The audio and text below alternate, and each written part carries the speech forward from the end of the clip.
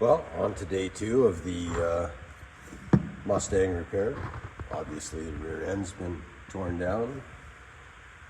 Pinion shims, carrier, everything's all cleaned up. Gonna put a new O-ring, new gasket, and we're gonna use some anaerobic sealer on this as it came out dry, and hopefully that'll stop leaks for the future. And here's the left-hand axle tube. You can see the where the seal sits. It's been gouged up pretty heavily in the past. There was no silicone around the seal itself, so hopefully we found the reason for the leak. We'll clean up this stub end. Obviously somebody hasn't pulled all the rust off when they did the disc brake conversion. And here is the source of the god-awful squeak on suspension travel.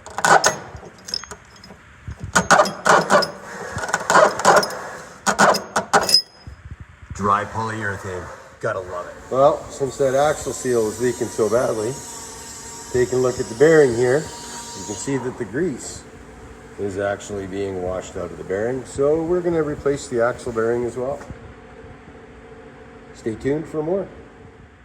So this is what we found when we pulled the bearing off. Obviously we've got the bearing retainer pulled. If you look carefully on the inside of that bearing though, you can see a lot of heat tracing, and you can see all the grease that's blown out. Never a good sign, which is why internal sealed bearings, when that seal leaks, you want to replace the bearing because the axle ends up getting pretty warm. That bearing runs out of grease. I think we just caught this one in time. Everything should be good once she's cleaned up and polished. So as you can see, seal surface cleaned up pretty nicely with a little bit of polish, as did the bearing surface. So you can still see where there's some heat in there, but overall I think we're going to be all right. So as you can see, we've cleaned up the axle end housing, given it a quick shot of paint. Going to be changing the leaf springs while we've got all the extra weight out of the differential. Make it a little bit quicker and easier. Just nice to do it when everything's out of the way and there isn't so much weight hanging there.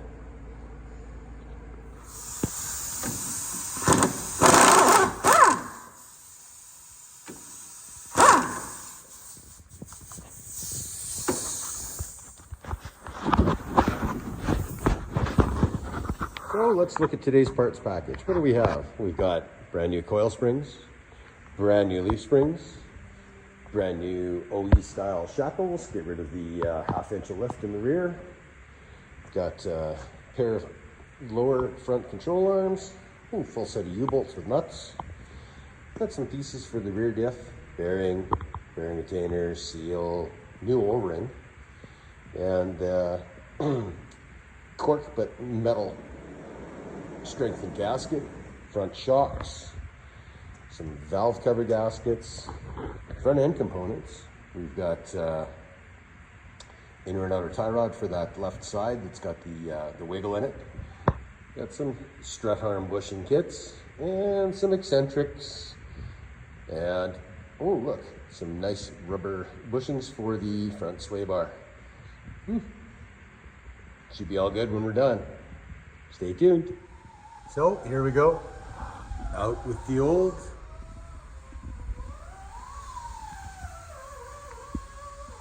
in with the new. So here we've got a little bit of unloaded height difference. Might restore the right height back to the back end of the car without using the shackle. That's the hope anyways. So touch of anaerobic around the shim. A little splash of paint on the snubber, clean things up a little bit. Ready to go in there with the new O-ring set in place. Lubed, of course. You can see the oil on it.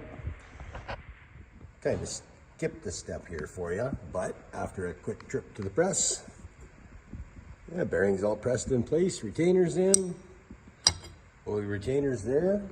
We're ready to put the disc brake caliper bracket and backing plate back on. But we have noticed something. Both of the caliper brackets, both sides of the car, have got red wear marks in them from the calipers beating around on the brackets. Really tough to see in the video, but you kind of catch it there a little bit. So new brackets are in order, along with some shouldered bolts. We'll keep you apprised. Show you the repair when it's all in and done. Well, here's the rear axle seal, ready to go in. Bit of grease around the back, holding the spring in, and as promised, a little bit of right stuff all around the edges so we can try and combat those nasty grooves that somebody's made in this housing previously. Hopefully this will stop any residual from sneaking around the seal, and everything will be tight and leak-free. Well, seal went in nice and square. If you look carefully, you can actually see where the sealant stuck in that groove from whatever was used to remove the seal previously. So, get our U-bolts on. Sway bar is still disconnected because that link is going to be way too short with the new height of the springs. Shocks are kind of hanging there. Looks like we're ready to install the center section. Stay tuned. If things are coming along. All right, Todd, so this one's for you. Not for posting unless you really want to post it. But, see how these studs are all cut back? Kind of tough to see. So there we are. The rotor goes on. Fits up nice and tight. No space in the holes here. Tough to see. Try and unite that there. So everything fits nice and tight up against the flange. And I went to go clean this rotor.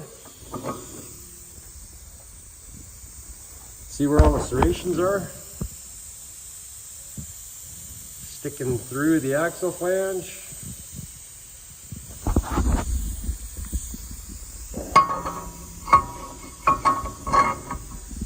Rotor's cracked in multiple places. All the way around that edge. Because it doesn't sit flush up against the axle. Probably almost a 1/16 of an inch back there. So if we're talking to SSBC again, I think pair of rotors. The pads came kind of clean, but if we're going to be doing rotors, might as well do pads too. Don't know. Chat with you in the morning. Well, a little bit of progress for you. Got temporarily for now, and I'll explain in a second, the rotors and pads and everything, calipers back on the car. Got rid of that horrendous squeak. Putting a little bit of lube on those dry poly bushings really helped that sway bar quiet up. This is my issue. Cleaned up the rotor. And you see the cracks in between the lug holes. Oh, there's one. You can see that one really well. And that one. And that one. And that one. Whoever assembled this kit either pulled these studs too far through on the left side only, or there's been an issue and the studs have been replaced and the shoulders back on the axle flange are too tall, not allowing the rotor to sit right up against the wheel hub. So somebody torqued the wheel down, cracked the rotor. Oh, there you can see that one really well. So we're looking for probably another set of rotors, set of pads, because we're replacing the rotors. And because we've got factory height springs in here now, the drive shaft doesn't quite droop far enough in between the tailpipes. So we'll have to see what our remedy is for that. But it's all part of building a custom car and undoing custom mods. Till tomorrow, have a great night.